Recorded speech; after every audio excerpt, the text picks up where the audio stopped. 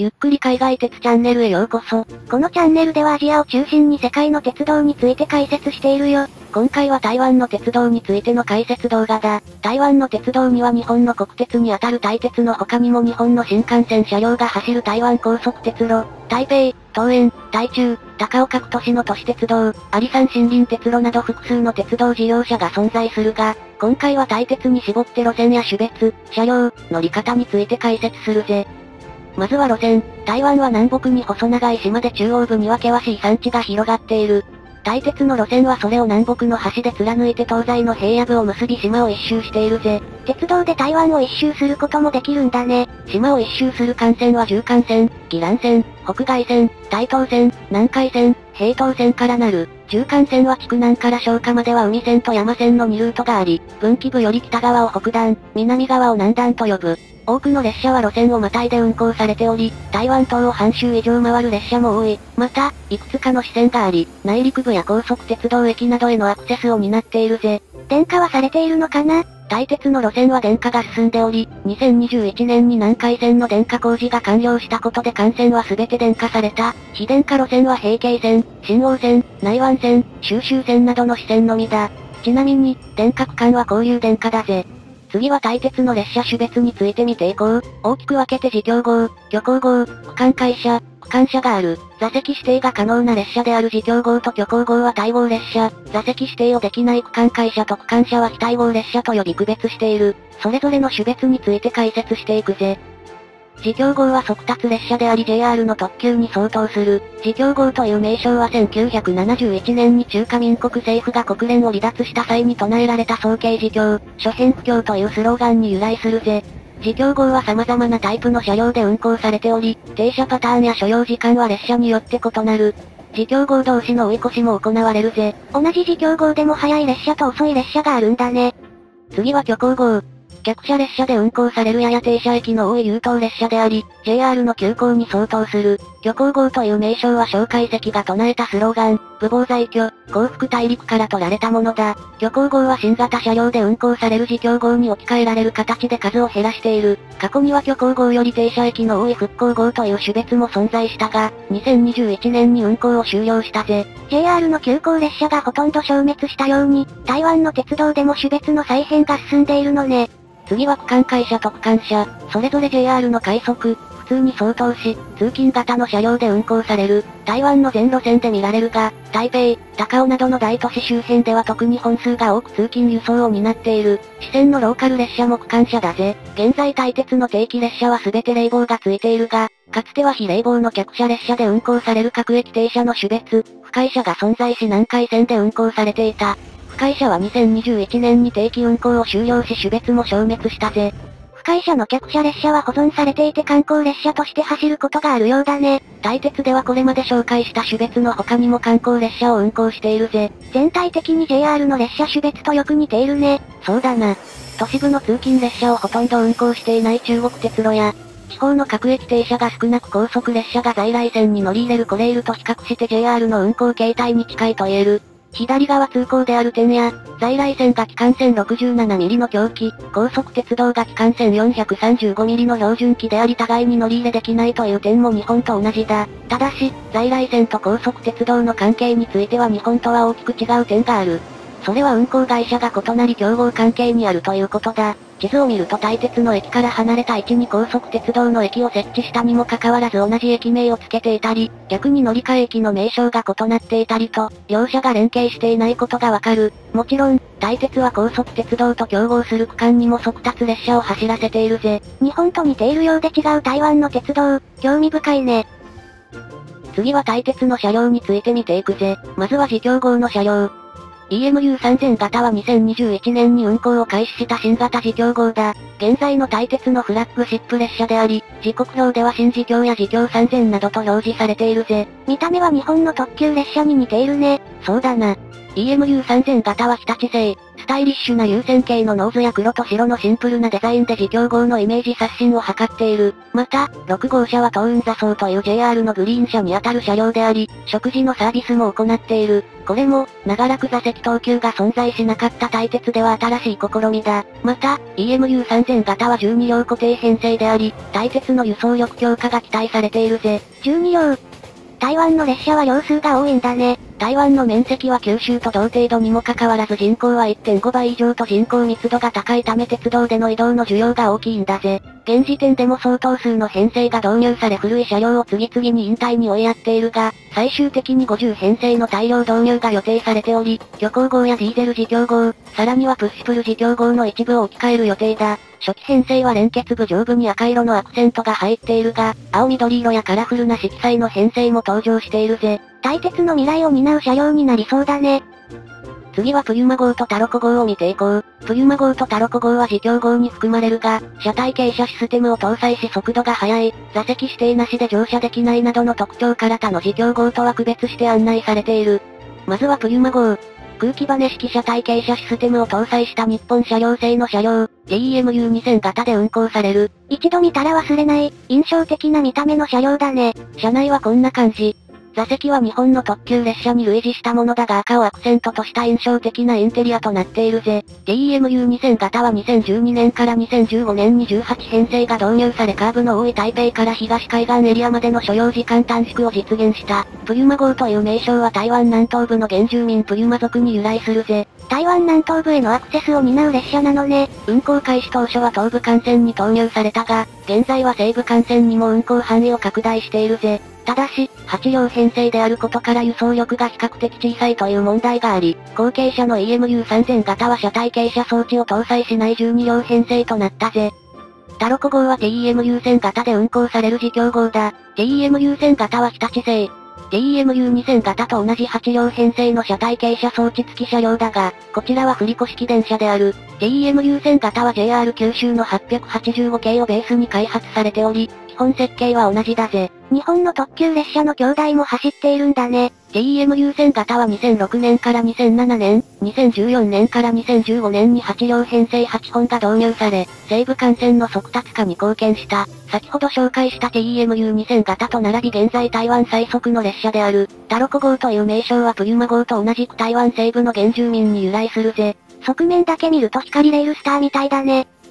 次はプッシュプル自強号。先頭と最後尾の電気機関車で中間の客車を動かす、プッシュプル方式の列車だぜ。フランスの TGV や韓国の KTX などと同じ動力集中式なんだね。製造元は機関車と客車で異なり、機関車は南アフリカ製、客車は韓国製か台湾製だぜ。まずは機関車を見てみよう。E1000 型は南アフリカ、UCW 製の電気機関車だ。1996年から1997年にかけて64両が製造されたぜ。見慣れないデザインの車両だと思ったら南アフリカ製なんだね。台湾は外交関係の特殊性から1990年代までは南アフリカとの関係が深く、鉄道車両を多数輸入していた時期があったぜ。アジアでは非常に珍しいアフリカ大陸出身の E1000 型は有線形のノーズや車両下部に小さくまとまったライトが特徴的だ。鋼鉄製の車両であるがステンレス製の客車に合わせシルバーで塗装されているぜ。客車と一体化しているね。続いて客車を見ていこう。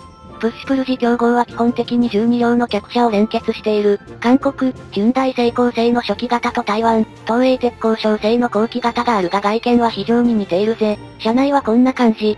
かつてのフラッグシップ列車なだけあってシートピッチが広く快適な座席だ。モーターがついていない客車だから静粛性も優れているね。一部の車両は食堂車として製造されたが、後に子連れ向けの車両、親子車両に改造された。外見には台鉄のマスコットキャラクターが描かれており、車内の壁には台湾観光局のキャラクター、オーションがいるぜ。種類は違うけど両方熊だね。プッシュプル自強号は機関車が64両、客車が381両と数が多く、単に自強号と案内されている列車はこの形式での運行である。ただし、故障が多いなどの問題点もあり、今後は順次 EMU3000 型に置き換えられていく予定だぜ。次はディーゼル自強号について見ていこう。ディーゼル自強号はかつて台湾南部、東部の路線が非電化であった時代に非電化区間へのアクセス改善を目的に導入された、DR2800 型、DR2900、3000型、DR3100 型という3形式があり、すべて日本製の機動車だ。コルゲートの装飾が施された黎明期のオールステンレス車体、車内に張り出した配管を隠すために設置された中華庭園を思わせる円形の壁など面白い特徴を持つ車両たちだぜ。見るからに日本製な見た目の車両だね。幹線の電化が完了した今、ディーゼル自強号は EMU3000 型に置き換えられる形で引退しつつあり、DR2800 型と DR2900、3000型は2023年4月末で定期運行終了が予定されているぜ。ディーゼル自強号についてはこちらの動画で詳しく解説しているよ。自強号の次は巨光号を見ていこう。巨光号は JR の急行に相当する種別で、客車列車で運行される。牽引する電気機関車は米国のジェネラルエレクトリック製だ。1975年から1992年にかけて製造された E200 型、E300 型、E400 型の3形式があり、電源供給能力などの細かな違いがあるもののほとんど同じ設計だ。目立つ部分に表示された車両番号はアメリカ製機関車らしい特徴である。夜には車両番号が光るぜ。光が強くてまるでライトの一つのようだね。次は客車を見ていこう。かつてはドアが手動の旧型車両が存在したが2022年に引退し、自動ドア車両のみ現役だ。巨光号の客車は改造や改版が繰り返されており複雑だが、多くは台湾の東映鉄工商製だぜ。日本の客車に似ているね。そうだな。巨光号客車の初期車は日本製で、現在の車両もそれをベースに製造されたんだぜ。車内はこんな感じ。旧型車両ではあるが改装されており古さを感じさせない、モーターのない客車なこともあって、静かで快適だ。そんな巨光号も近年は EMU3000 型などに置き換えられる形で急速に数を減らしているぜ。台湾でも客車列車は終焉を迎えつつあるんだね。次は、JR の快速、普通に当たる区間会社、区間車で使用される車両を見ていこう。区間車用の形式は基本的に片側3ドアでロングシートやセミクロスシートを備えている。それなりに長距離を走るため車内にはトイレがあるぜ。日本でいうところの近郊型車両だね。日本の近郊型車両とほとんど同じ規格だが、窓のサイズが妙に小さかったり奇妙な形の前面形状であったりと、日本の電車とは似ているようでどこか異なる車両たちだぜ。順番に見ていこう。EMU900 型は2021年に登場した最新型の形式だ。韓国のヒュンダイロテム製で、大鉄の通勤型車両では最も長い重量固定編成だ。これまでに38編成が製造され、台北近郊を中心に投入された。今後も14編成が投入され、巨光号や旧型の近郊型車両を置き換える予定だぜ。今や台北で見かける近郊型車両の半分程度が EMU900 型で、急速に数を増やしていることがわかるね。EMU900 型は EMU3000 型と並び従来の大鉄のイメージを一新するデザインの車両だ。1世代前までの青系の塗装からシンプルな黄緑の帯に変更された。前面は小田急5000型にも似た装飾灯が目を引く。車内はこんな感じ。号車によってバリエーションがあり、クロスシート中心の車両やロングシート中心の車両、自転車用ラック付きの車両などがあるぜ。多様な需要に対応した車内のデザインは面白いね。EMU800 型はシャープな優先形の前面と青、黄色のカラーリングが特徴の近郊型車両だ。2012年から2016年にかけて8両編成43本が製造され、うち量産先行車2編成は日本車両製、以降の量産車は台湾車両製だ。台湾車両は先ほどまでよく登場していた東映鉄工省の鉄道車両部門が分離してできた車両メーカーで、日本車両が出資しているぜ。日本で設計され、主に台湾で製造された車両なんだね。EMU800 型は TEMU2000 型と同世代の日本車両製であり、似ている点も多い。連結機カバーが付いているため前面だけを見ると優等列車のようだ。EMU800 型は自転車の持ち込みが可能な形式であり、運転席部分には自転車のデザインのロゴが描かれている。2016年以降に製造された7次車の6編成は一部仕様が変更されており、青と黄色のカラーリングが逆になっているぜ。7次車は台北近郊で見かける機会が多いよ。車内はこんな感じ。台湾の近郊型車両の中では座席のクッションが厚く快適だぜ。次は EMU700 型。EMU800 型と同じ8両編成の近郊型車両だ。2007年から2008年にかけて20編成が製造された。量産先行車は日本車両製、量産車は台湾車両製だぜ。EMU800 型と同じパターンだね。前面は連結機カバーの部分が伸びた独特の外観が特徴的だ。大鉄の近郊型車両では珍しく車体側面は丸みを帯びている。車内はこんな感じ。ロングシートが2方向に設置された日本では見かけない座席配置だぜ。次は EMU600 型。韓国、ロテム製の4両編成の電車で、2001年に運行開始したぜ。見た目はかなり古そうな車両だけど2000年代に製造されているんだね。そうだぜ。韓国製だが制御装置は東芝製の IGBT 素子 3VF インバータを搭載している。EMU600 型はロングシート車。更新工事が行われた車両が多く、古さを感じさせない内装だ。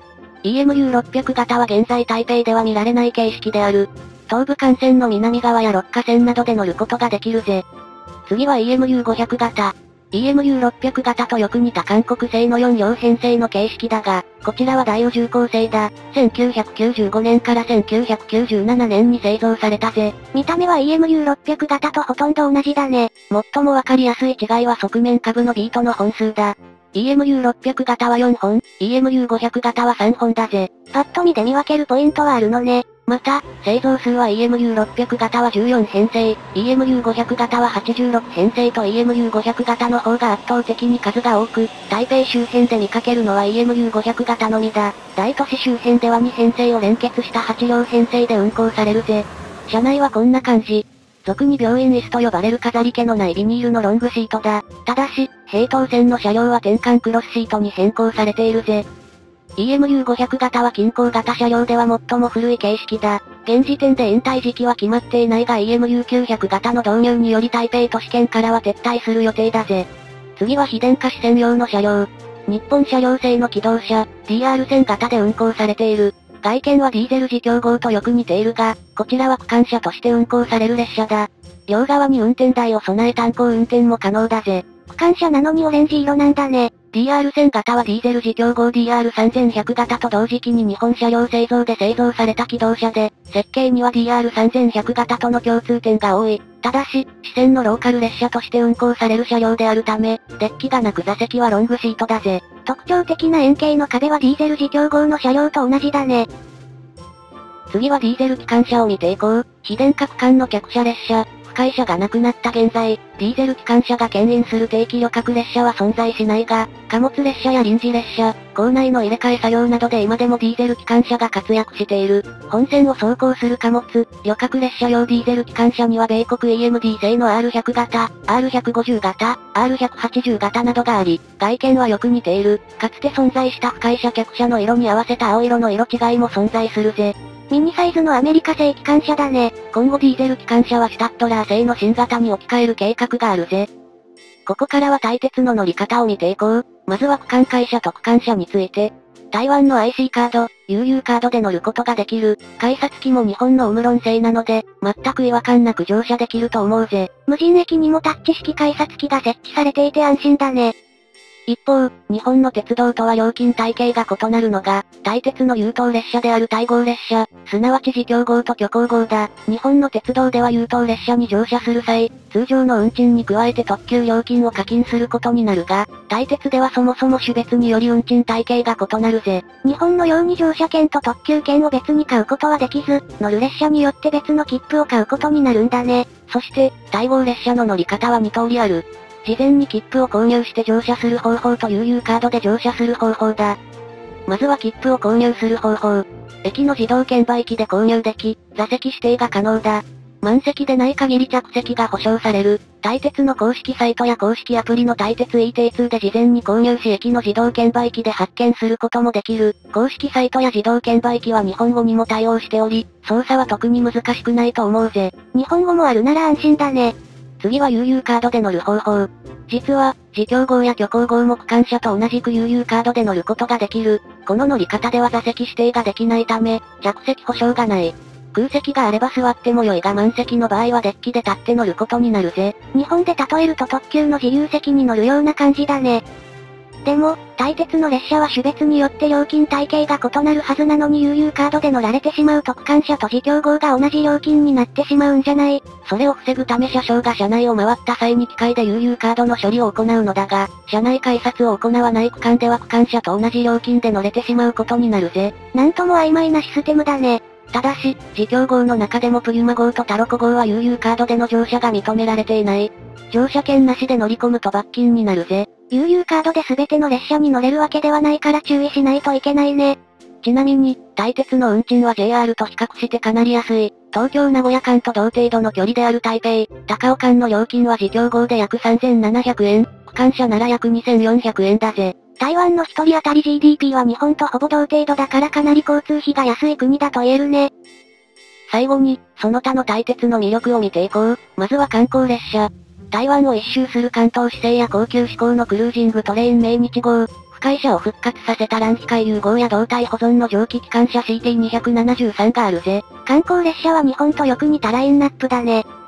観光列車は食事がつくものが多いが、台湾の普通の鉄道旅に欠かせないのが、大鉄弁当だ。大鉄は駅弁の販売に非常に力を入れている。主要駅には工夫を凝らした弁当販売ブースがあり、昼時には温かい弁当が並ぶ。巨大な骨付き豚肉が乗った具沢山の飛骨弁当が昔からの定番商品だ。大鉄弁当は台北駅地下の巨大工場で日々製造されており、年間の販売数はなんと1000万個。弁当の売り上げは大鉄にとっては馬鹿にならない額であり、台湾弁当管理局と揶揄されることもあるぜ。ボリュームたっぷりの弁当は美味しそうだし、大鉄の列車を模した販売ブースのデザインも面白いね。弁当販売所の大鉄弁当本舗では大鉄のグッズも販売されている。